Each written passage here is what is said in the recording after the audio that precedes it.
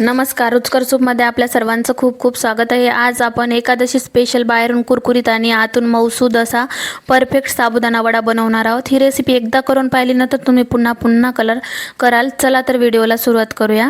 त्यासाठी मी इथे घेतलेला आहे साबुदाणा, 1 वाटी भिजत घातला होता। अर्धा वाटी शेंगदाण्याचा कूट घेतलेला आहे। 2 बटाटे मी इथे उकडून सोलून घेतलेले आहेत आणि आता वडे बनवायला घेऊया। त्यासाठी मी एक टोपलं घेतलं होतं, त्यामध्ये मी इथे साबुदाणा भिजवून घेतला होता, ते घातलेला आहे। साबुदाणा बघा एकदम मी इथे मोकळा भिजवून घेतला होता, दाण्याला दाणा देखील चिटकत नाही। माझ्या हातावरती तुम्हाला दिसतच असेल। तर हा साबुदाणा आपल्याला असाच मॅश करून घ्यायचा आहे, जेणेकरून आपले वडे तेलात टाकताच फुटणार नाहीत। हे साबुदाण्याचे अख्खे दाणे जर राहिले ना तर ते तेलात टाकलं की सुटू शकतात, त्यामुळे मी असा साबुदाणा मॅश करून घेतलेला आहे। आणि आपण बटाटे उकडून घेतले होते, त्यामधील मी एकच बटाटा इथे किसून घालणार आहे। जास्त बटाटा जर झाला ना तर आपले वडे मऊ पडू शकतात, त्यामुळे मी इथे छोट्या किसणीच्या साहाय्याने एकच बटाटा उकडून आपल्या साबुदाण्यामध्ये टाकून घेतलेला आहे। आणि एक बटाटा मी तसाच उकडलेला बाजूला देखील ठेवून दिलेला आहे। आणि यामध्ये आता आपल्याला शेंगदाण्याचं कूट घालून घ्यायचं। मी हे शेंगदाण्याचं कूट शेंगदाणे एकदम मंद आचेवरती खरपूस भाजून कूट तयार करून ठेवला होता, त्यातीलच मी अर्धी वाटी कूट वापरलेला आहे।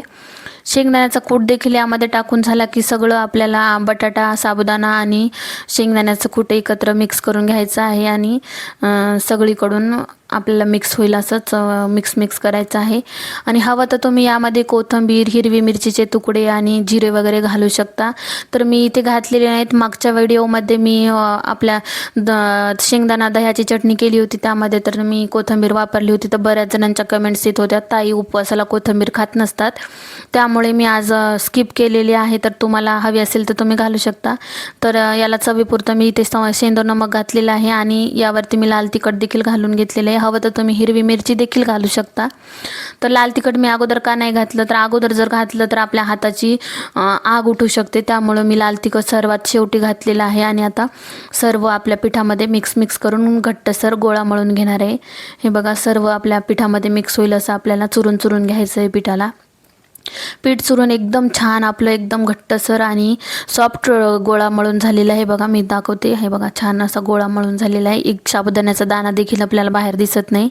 तर आता थोडासा छोटा गोळा हातावरती घेऊन आपल्याला याचा वडा बनवून घ्यायचा आहे। तर हाताला थोडंसं तेल लावून घेते आणि मगच वडे बनवायला घेते। हाताला थोडंसं तेल लावलं आणि हातावरतीच मी सर्व वडे थापून घेत आहे। जास्त जाडही करायचे नाही आणि जास्त पातळही करायचे नाही। पातळ केले तर सुटून जातात आणि जाड केले तर नरम पडतात। हे बघा मी एवढी साईज केलेली आहे, तुम्हाला हवी असेल तशी तुम्ही जाड पातळ करू शकता। तर आपल्या साबुदाण्याचा एक दाणाही असा उघडा दिसत नाही, एवढं छान आपण त्याला मळून घेतलं होतं। आणि सर्व वडे मळून झाले की यामध्ये मी गॅसवरती तेल ठेवलेलं आहे कढईमध्ये, आणि तेलही परफेक्ट असं मी कडकडीत गरम करून गॅस एक मीडियम साईजचा करून घेतलेला आहे। मग एक दाणा टाकला होता, ते एकदम तरतरीत वर आला आणि छान असं तेल तपलेलं आहे। तर यामध्ये आता आपण बनवून घेतलेले सर्व वडे मी एकाने स्टेप बाय स्टेप तळून घेणार आहे। हे बघा वडे टाकलेले आहेत, आणि जास्त वडे टाकायचे नाही बरं का, दाटले तर मग ते फुटू शकतात आणि चांगले तळणार बी नाहीत। तर मी इथे 3च वडे घातलेले आहेत आणि एखादा 1.5 मिनिट 2 मिनिटापर्यंत मी याला एकाच साईडने तळू देणार आहे। आणि नंतर 1 मिनिटांनी मी याला आलटून पलटून मिक्स करत खरपूस रंगावरती भाजून घेणार आहे, एकदम गोल्डन होईपर्यंत। छान असे आपल्याला वडे तळून घ्यायचे आहेत, एकदम गोल्डन कलर येईपर्यंत। बघा मी इथे तळतच आहे। छान असा सुरेख एकदम गोल्डन कलर आलेला आहे। तर आहा किती छान दिसत आहे बघा, कलर एकदम सुरेख आलेला आहे।